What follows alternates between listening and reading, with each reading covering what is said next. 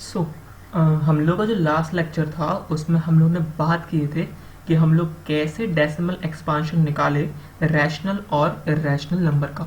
और इस लेक्चर में हमको बात करनी है कि कैसे हम लोग जो डेसिमल्स है उनको in the form of fraction या फिर in the form of rational number कैसे हम लोग रिप्रेजेंट कर सकते हैं।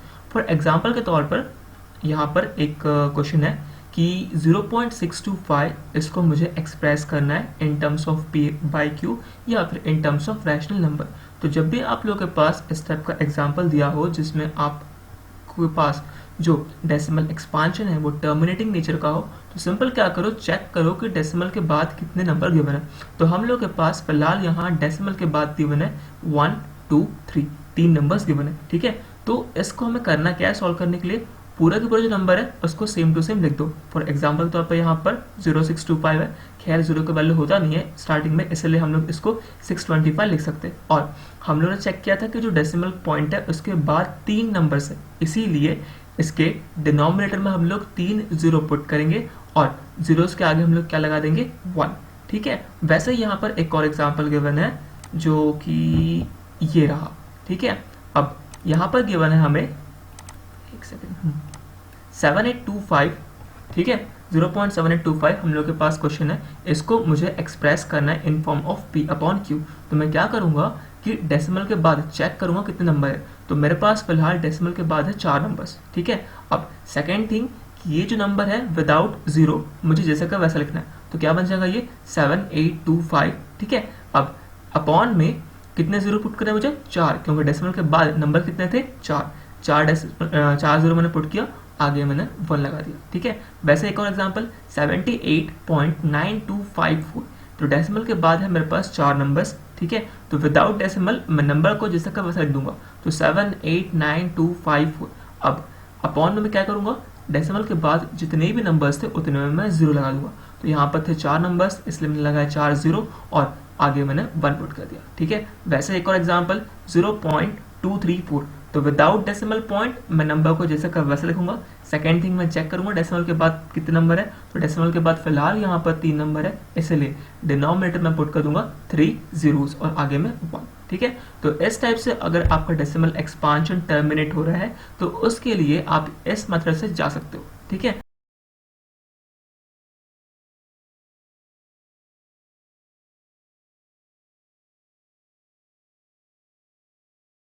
ठीक है, फर्स्ट एग्जांपल जो गिवन है वो है आपका 0.3 बार। ठीक है, 3 बार का मीनिंग क्या है कि यहाँ पर जो आपका 3 है वो क्या हो रहा है, रिपीट हो रहा है। तो 0.3 बार को मैं लिख सकता हूँ 0.33333। ठीक है, स्टेप नंबर 1, सबसे पहले मैं क्या करूंगा, let x is equals to 0.3333, जो भी आपको नंबर गिवन है वो। ठीक है, सेकेंड थिंग, अब चेक करो डेसिमल के बाद आपके कितने नंबर रिपीट हो रहे हैं। ठीक है, मतलब कौन सा नंबर रिपीट हो रहा है। ठीक है, सिर्फ एक नंबर रिपीट हो रहा है, वो भी कौन सा आपका 3। तो जितने नंबर रिपीट होंगे उतने बार, ठीक है, उतने मतलब अगर एक नंबर रिपीट हो रहा है तो 10, 2 नंबर रिपीट हो रहे तो आपका 100, 3 नंबर रिपीट हो रहे तो 1000, 4 नंबर रिपीट हो रहे तो 10,000। इस टाइप से हमें चेक करना है कितने नंबर रिपीट हो रहे हैं। तो फिलहाल हम लोगों के पास सिर्फ और सिर्फ एक नंबर रिपीट हो रहा है, वो कौन सा आपका 3। इसीलिए मैं क्या करूंगा, दोनों साइड 10 से मल्टीप्लाई करूंगा। अगर 2 नंबर रिपीट होते तो मैं क्या लिखता, 100 से मल्टीप्लाई करता। ठीक है, अगर 3 नंबर रिपीट होते तो मैं 1000 से मल्टीप्लाई करता। ठीक है, तो सबसे पहले मैंने x इज इक्वल जो भी नंबर आपको गिवन था वो मैंने अज्यूम कर लिया। ठीक है, उसके बाद डेसिमल के बाद सिर्फ एक नंबर रिपीट हो रहा है 3, इसलिए मैंने 10 से मल्टीप्लाई किया दोनों साइड। तो लेफ्ट हैंड साइड में 10 इंटू एक्स कितना हो गया 10x, और यहाँ पर क्या बन गया आपका 3.3333।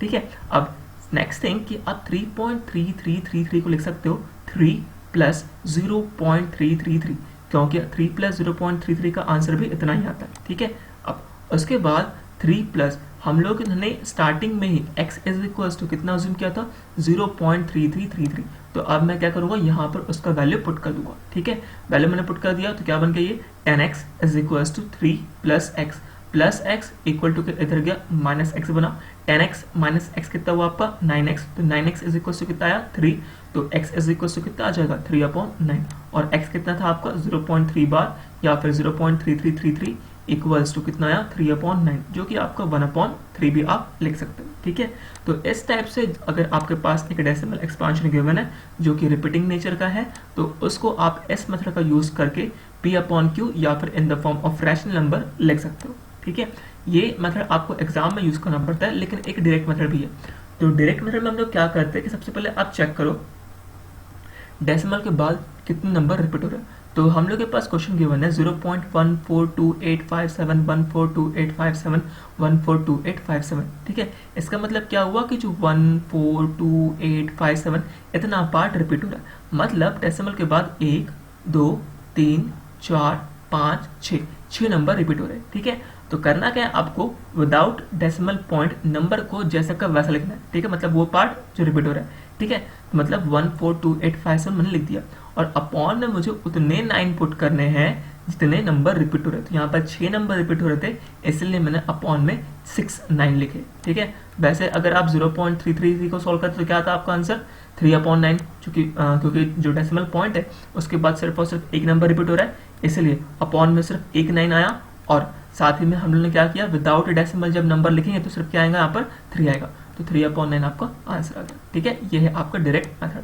एक और एग्जांपल गिवन है, एग्जांपल है आपका 0.1283 बार। ठीक है, तो इस क्वेश्चन में आपका 128 रिपीट नहीं हो रहा है, सिर्फ और सिर्फ आपका 3 जो है वो रिपीट हो रहा है। ठीक है, इसको मैं एक और तरीके से लिख सकता हूँ 0.12833333, क्योंकि सिर्फ और सिर्फ 3 रिपीट हो रहा है। ठीक है, स्टेप नंबर 1, सबसे पहले जो भी क्वेश्चन आपको गिवन है उसके इक्वल टू x अज्यूम कर लो, तो x is equal to 0.1283 bar.